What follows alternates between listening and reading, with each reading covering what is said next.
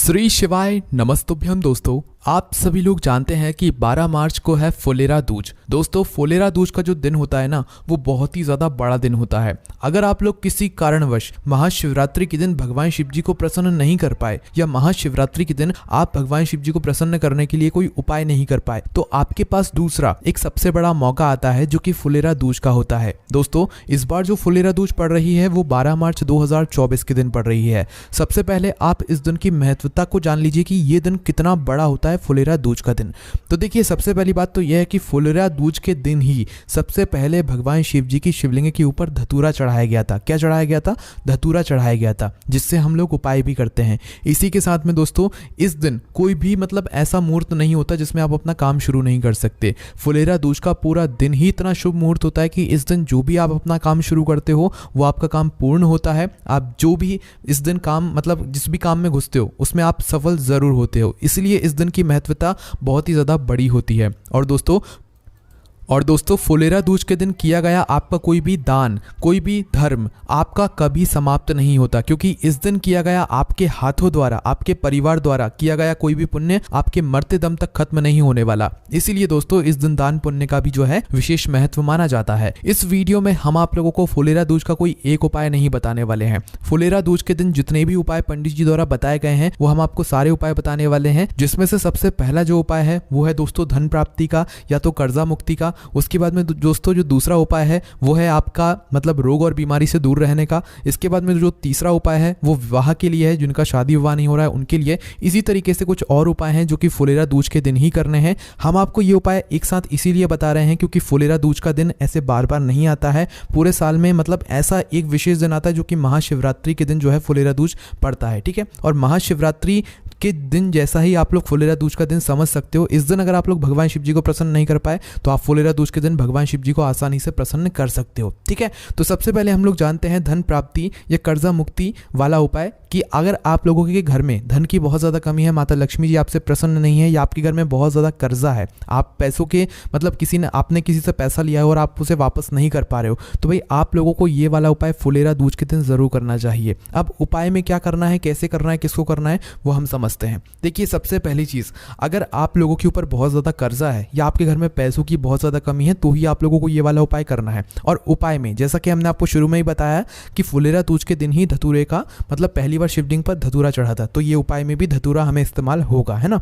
तो दोस्तों देखिए, इस उपाय में हमें सबसे पहले एक धतूरे की आवश्यकता होगी। धतूरा आपको कहीं से खरीदने की भी जरूरत नहीं पड़ती है, या आपको किसी भी ऐसे आसपास कहीं पर भी लगे हुए पेड़ में आसानी से मिल जाएगा। ठीक है, तो आपको यहाँ पर इस उपाय में एक धतूरे की आवश्यकता पड़ेगी। कितने धतूरे की? एक धतूरे की। इसके साथ में दोस्तों थोड़ी सी आप लोगों को अपने साथ में हल्दी रख लेनी है। ठीक है, और फुलेरा दूज के दिन प्रातःकाल सुबह सुबह आप लोगों को अपने घर के पास में जो भी बेलपत्री का पेड़ हो, सुबह कहने का मतलब है जितना जल्दी सुबह कर सकते हो उतना जल्दी कर लेना, बाकी 10, 11, 12 बजे तक भी उपाय करोगे तो चल जाएगा। ठीक है, और किसको ये उपाय करना है? घर का जो बड़ा मुख्य सदस्य हो उसको ये उपाय करना है। माताओं बहनों में से भी विशेष रूप से कर सकती हैं। ठीक है, कोई भी एक माता बहन।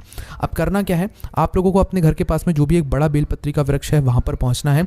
वहां पर पहुंचने के बाद क्या करना है, वहां पर आसन लगाकर बैठ जाना है। बैठने के बाद अपना वह धतूरा एक निकाल लेना है, जो आप धतूरा लेकर आए हुए हो ना, वह धतूरा निकाल लेना है। और जो अपने साथ में आप हल्दी लेकर आए हुए हो, हल्दी एक कटोरी में लेकर आना, ऐसे खुले में लेकर मत आना, क्योंकि हमें इस धतूरे को हल्दी में डुबोना है। ठीक है, और ये बेलपत्री के पेड़ के नीचे आकर ही डुबोना है, घर पर से डुबोकर नहीं लाना है। ठीक है, तो करना क्या है आप लोगों को कि जो आप लोग धतूरा लेकर आए हो, अपनी हल्दी को पहले थोड़ा पानी से गीला कर लो। फिर गीला करने के बाद इस धतूरे को अपनी उस हल्दी में पूरा भिगो लो, कि इस धतूरे को पूरा हल्दी से रंग दो। ठीक है, जैसे ही आप इस धतूरे को हल्दी में डुबोकर पूरा तैयार कर लेते हो, उसके बाद में आपको इसी बेलपत्री के पेड़ के नीचे एक शिवलिंग का निर्माण करना है। क्या करना है? शिवलिंग का निर्माण करना है। शिवलिंग कैसे बनाओगे? देखो, अगर उस बेलपत्री के पेड़ के नीचे मिट्टी है तो और अच्छी बात है, मिट्टी से आप थोड़ा सा ऐसे ही शिवलिंग का आकार दे दो। जरूरी नहीं अच्छा बने कैसा बने, बस आप अपने मन में भाव बनाकर एक छोटा सा शिवलिंग का आकार दे दो, है ना। उसी के साथ में दोस्तों शिवलिंग जैसे ही बन जाता है, देखो अगर मिट्टी ना भी हो तो एक कंकड़ या पत्थर वहां पर जो पड़ा हुआ हो उसे ले लेना और उसे शिवलिंग मान लेना। बस आपके मन में भाव होना चाहिए कि बेलपत्री के पेड़ के नीचे ये शिवलिंग विराजित है ना। तो जैसे ही आप लोग शिवलिंग मान लेते हो, शिवलिंग आप बना लेते हो या पत्थर का जैसे भी आप मान लेते हो, भाई शिवलिंग मानने के बाद आप लोगों को इस धतूरे को, जिसको आपने अभी हल्दी में डुबोया हुआ है, इस धतूरे को आप लोगों को उस शिवलिंग के ऊपर समर्पित करना है। क्या करना है? उस शिवलिंग के ऊपर भगवान शिव जी को मानते हुए बेलपत्री बेलपत्र के पेड़ के नीचे समर्पित करना है और भगवान से प्रार्थना करना है। किस लिए प्रार्थना करना है? अपने घर में धन से जुड़ी हुई समस्याओं के लिए, अपने घर में को कर्जे से मुक्त करने के लिए, अपने घर परिवार को कर्जे से मुक्त करने के लिए। ऐसी प्रार्थना जैसे ही आप लोग कर लेते हो तो भाई इस उपाय को जब आप कर रहे हो ना, तो अपने साथ में एक रुमाल जरूर लेकर आना, मतलब एक बिल्कुल साफ रुमाल या कह लो नया रुमाल, है ना, क्योंकि उपाय आपका फल, उपाय का जो फल है आप लोगों को वो बहुत ही बड़ा होकर मिलने वाला है। तो क्या करना है आप लोगों को? एक रुमाल लेकर आना है। उस रुमाल के ऊपर आप लोगों को क्या करना है, जो हल्दी आपने धतूरे के ऊपर लगाकर शिवलिंग के ऊपर चढ़ाई हुई है बेलपत्र के पेड़ के नीचे ही, उसी धतूरे के ऊपर से थोड़ी सी हल्दी की एक बिंदी अपनी उंगली पर ले लेना है। ठीक है, हल्दी की एक बिंदी अपनी उंगली पर ले लेना है और उस बिंदी को अपने उस खाली रुमाल के ऊपर लगा लेना है। सफेद रुमाल हो या कोई सा भी हो, बस उस हल्दी का एक टीका या एक बिंदी जो है आप लोगों को अपनी रुमाल पर लगा लेना है। अब इस रुमाल को लेकर भगवान से प्रार्थना कर कर आपको अपने घर पर आ जाना है।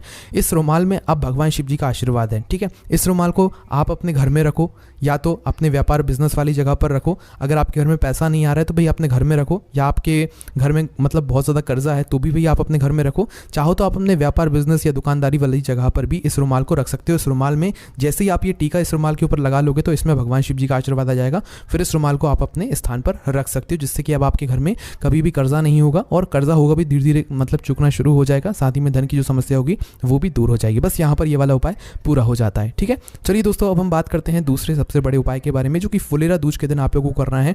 जिस उपाय को करने से दोस्तों आपके घर में अगर किसी भी व्यक्ति को कोई गंभीर रोग और बीमारी है, या अगर आने भी वाली होगी तो वो नहीं आएगी इस उपाय को करने के बाद, क्योंकि फुलेरा दूज के दिन इतना बड़ा महत्व होता है किसी भी उपाय को करने का। तो भाई करना क्या है? देखो, सबसे पहली चीज़, इस उपाय में भी धतूरे की बहुत बड़ी विशेष महत्वता आएगी, मतलब धतूरा इसमें उपयोग होगा। इसलिए हमने आपको कहा फुलेरा दूज के दिन धतूरे का विशेष महत्व होता है। तो भाई करना क्या है इस उपाय में? देखो, इस उपाय में आप लोगों को जो है दो चीज़ चाहिए पड़ेंगी। क्या चीज़? एक तो पहला चीज़ है धतूरा, दूसरी चीज़ है 5 बेलपत्री। कितनी बेलपत्री? 5 बेलपत्री। ठीक है, तो एक धतूरा और 5 बेलपत्री लेकर आप लोगों को कहाँ पर जाना है? भगवान शिव जी के मंदिर में जाना है। कहाँ पर जाना है? शिवलिंग, मतलब जहाँ पर शिवलिंग विराजित हो, शिवालय हो, वहाँ पर जाना है, अपने घर के पास में जो भी शिव मंदिर हो। ठीक है, इसके अलावा आप भगवान शिव जी की पूजन अर्चना के लिए एक लोटा जल वगैरह सब कुछ लेकर भी जा सकते हो। मुख्य रूप से इस उपाय को आप सुबह के समय करना, 10, 11, 12 बजे तक भी करोगे तो भी चल जाएगा, कोई दिक्कत वाली बात नहीं है।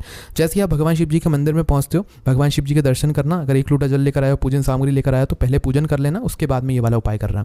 जैसे ही पूजन अर्चना हो जाती है उसके बाद में आपको क्या करना है? भगवान शिव जी की शिवलिंग के पास में आना है और अपना भाई एक धतूरा निकाल लेना है जो आप उपाय को करने के लिए लेकर आए हुए हो। ठीक है, तो एक धतूरा निकालना है। इस धतूरे को आपको कुछ नहीं करना है, मात्र सादा धतूरा लेना है और उस धतूरे को भगवान शिव जी की शिवलिंग के ऊपर चढ़ाना है। कहाँ पर चढ़ाना है? शिवलिंग के ऊपर चढ़ाना है। शिवलिंग के ऊपर इस एक धतूरे को चढ़ाने के बाद दोस्तों आप अपने साथ में जो 5 बेलपत्री लेकर आए हो, वो 5 बेलपत्री लेकर आप आ जाओ नंदी बाबा के पास में। शिवलिंग के सामने जो नंदी बाबा बैठे हुए होंगे उनके पास में आ जाओ और इन 5 बेलपत्री को नंदी बाबा के ऊपर समर्पित कर दो। एक एक करके भी समर्पित कर सकते हो, एक साथ भी करके समर्पित कर सकते हो। और 5 बेलपत्री नंदी बाबा के ऊपर समर्पित करने के बाद भगवान नंदी बाबा से भी प्रार्थना कर लेना, अपनी विनती कर लेना, अपनी मनोकामना बोल देना, या आपके घर में जो रोग और बीमारी चल रही है उसके लिए प्रार्थना कर लेना, या जिस व्यक्ति के लिए आप लोग ये वाला उपाय कर रहे हो उसके लिए कर लेना। अगर कोई रोग और बीमारी नहीं है, आप आगे के लिए कर रहे हो ये वाला उपाय कि भाई आगे कोई रोग और बीमारी आपके घर परिवार में ना आए, तो उसके लिए प्रार्थना कर लेना। उसके बाद में दोस्तों अब बात करते हैं फुलेरा दूज के तीसरे सबसे बड़े उपाय के बारे में। इस तीसरे वाले उपाय को करने से दोस्तों अगर आपके घर में किसी का शादी विवाह नहीं हो रहा है, चाहे वो लड़का हो चाहे वो लड़की हो, अगर शादी विवाह में बहुत ज्यादा अड़चने आ रही हैं, परेशानी आ रही है, तो आप लोगों को ये वाला उपाय फुलेरा दूज के दिन जरूर करना चाहिए। इससे आपके लड़का या लड़की का शादी विवाह जो है वो बहुत ही जल्दी हो जाएगा, कुछ ही महीनों के अंदर, है ना। अब उपाय को समझने वाली बात है और इस उपाय को उसी व्यक्ति को करना है जिसका विवाह नहीं हो रहा है, जिसकी शादी नहीं हो रही, चाहे वो लड़का हो चाहे लड़की हो, उसे अपने हाथों से ये वाला उपाय करना है। अब उपाय में क्या करना है वो सबसे पहले आप लोग सुन लो। देखो, जितने भी हमने आपको उपाय बताए हैं इन सभी उपायों में धतूरे का विशेष रूप से उपयोग हो रहा है। तो इस शादी विवाह वाले उपाय में भी जो है आप लोगों को धतूरे का विशेष रूप से उपयोग करना है। तो सबसे पहले आप इस उपाय की सामग्री जान लीजिए। देखिए,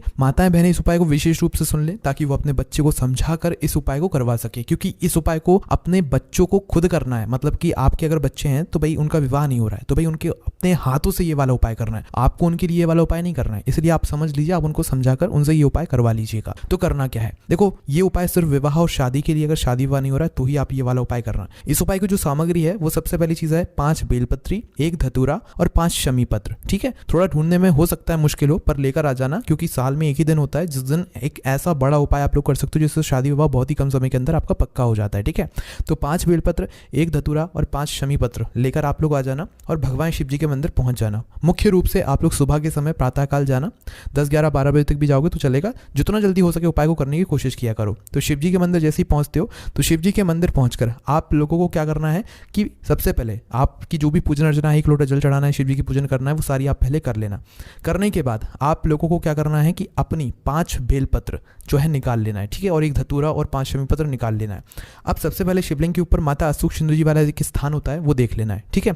और दोस्तों हम आपको यहाँ पर एक बात बताते हैं कि माता अशोक सुंदर जी वाले स्थान पर धतूरा बार बार नहीं चढ़ाया जाता है। बहुत ही कम ऐसे दिन होते हैं जिस दिन माता अशोक सुंदर जी वाले स्थान पर धतूरा चढ़ाया जाता है अपनी किसी विशेष मनोकामना के लिए। तो फुलेरा दूज का एक वह दिन होता है जिस दिन माता अशोक सुंदर जी वाले स्थान पर किसी भी अपनी मनोकामना के लिए धतूरा चढ़ाया जाता है। तो इस उपाय में भी धतूरा है, तो आपको क्या करना है, माता अशोक सुंदर जी का पहले स्थान देखना है, जलाधारी के बिल्कुल बीचों बीच में वो स्थान होता है माता अशोक सुंदर जी का स्थान।